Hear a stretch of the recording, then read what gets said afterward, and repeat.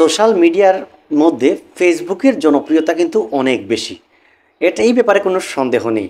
But আমাদের মাঝে এমন অনেকেই আছেন যাদের একটার বেশি ফেসবুক অ্যাকাউন্ট আছে। হয়তো একটা তার নিজের অ্যাকাউন্ট, অন্যটা ভুলেও হয়তো খুলে ফেলেছেন, না বুঝেই হয়তো খুলে ফেলেছেন। এখন চাচ্ছেন না যে সেই অ্যাকাউন্টগুলো থাকুক, কিন্তু এখন এগুলো ডিলিটও করতে পারছেন না, চালাতেও পারছেন না। তো আজকের এই ভিডিওতে আমি কিভাবে আপনার ফেসবুক প্রোফাইলটি পার্মানেন্টলি ডিলিট করে ফেলবেন সেটি আমি দেখিয়ে দেব। তো বন্ধুরা, আপনারা দেখছেন tech related channel smart studio.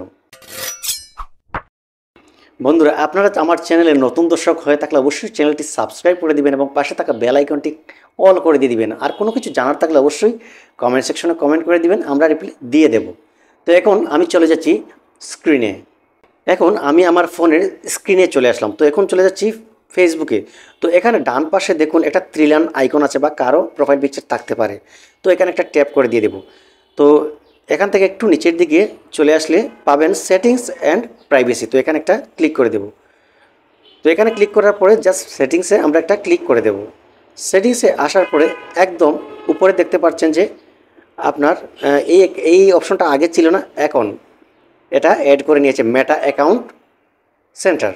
তো এখানে একটা ক্লিক করে দিবেন। তো ক্লিক করার পরে দেখুন এখানে পার্সোনাল ডিটেলস নামে একটা অপশন রয়েছে, এখানে একটা ট্যাপ করে দিবেন। তো এখানে একেবারে নিচের দিকে একটা অপশন রয়েছে অ্যাকাউন্ট ওনারশিপ অ্যান্ড কন্ট্রোল। তো এখানে একটা ক্লিক করে দেব। এখন এখানে ক্লিক করার পরে ডিক্লারেশন অ্যান্ড ডিউরেশন, এখানে একটা ক্লিক করে দিবেন। তো এখানে আমার দুটো অ্যাকাউন্ট রয়েছে, তো আমার এখানে দুটো দেখাচ্ছে। তো আপনার যে অ্যাকাউন্ট প্রয়োজন সেটার উপরে একটা ক্লিক করে দিবেন। তো এখানে রয়েছে দুটো অপশন, এখানে উপরে একটা অপশন রয়েছে ডিঅ্যাক্টিভেট অ্যাকাউন্ট।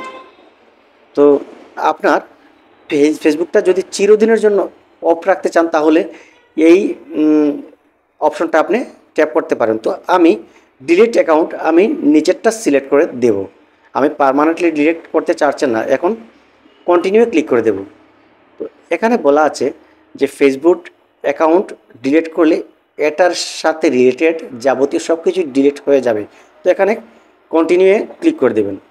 তো এখানে আপনার কাছে জানতে চাইবে যে কেন আপনার ফেসবুক ডিলিট করতে চাচ্ছেন। তো আপনি যে কোনো একটা অপশন সিলেক্ট করে দিতে পারেন। আমি ফার্স্ট অপশনটাই সিলেক্ট করে দিচ্ছি, দিয়ে এখানে কন্টিনিউয়ে ক্লিক করে দিয়ে দেব।